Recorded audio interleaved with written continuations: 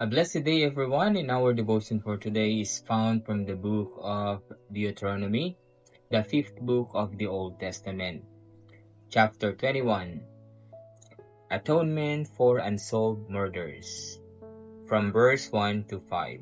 It says, If in the land that the Lord your God is giving you to possess someone is found slain, lying in the open country, and it is not known who killed him, then your elders and your judges shall come out, and they shall measure the distance to the surrounding cities. And the elders of the city that is nearest to the slain man shall take a heifer that has never been worked and that has not pulled in a yoke. And the elders of that city shall bring the heifer down to a valley with running water, which is neither plowed nor sown, and shall break the heifer's neck there in the valley. Then the priest, the son of Levi, shall come forward, for the Lord your God has chosen them to minister to him and to bless in the name of the Lord. And by their word every dispute and every assault shall be settled. This is the word of the Lord. Amen. Good morning, everyone. My devotion for today is from Deuteronomy chapter 21, verse 6 to 10.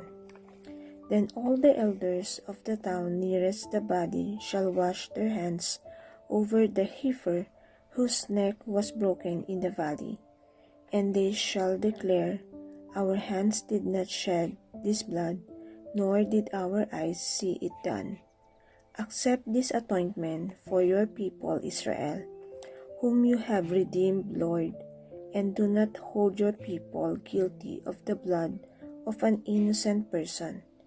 Then the bloodshed will be atoned for, and you will have purged from yourselves the guilty of shedding innocent blood, since you have done what is right in the eyes of the Lord.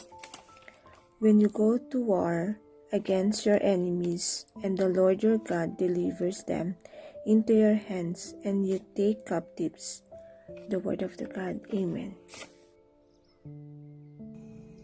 Good day, everyone. My devotion for today is from the book of Deuteronomy, chapter 21, verse 11 to 15.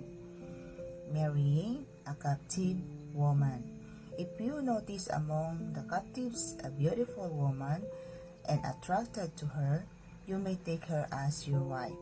Bring her into your home and have her shave her head, trim her nails, and put aside the clothes she was wearing when captured. After she has lived in your house and mourned her father and mother for a full month, then you may go to her and be her husband, and she shall be your wife. If you are not pleased with her, let her go wherever she wishes.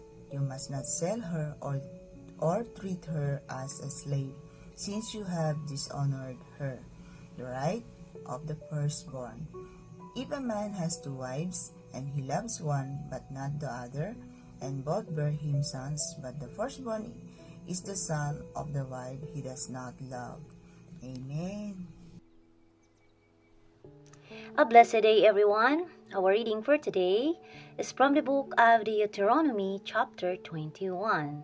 I'll be reading two passages here, and the first passage is Inheritance Rights of the Firstborn, verse 16 to 17.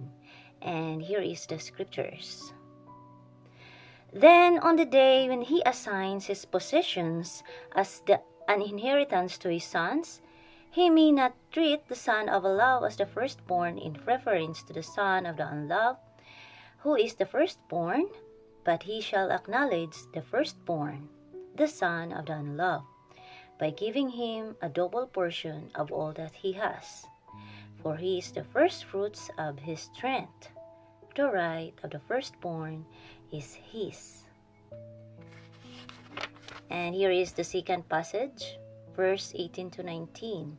A rebellious son. And here is the scriptures.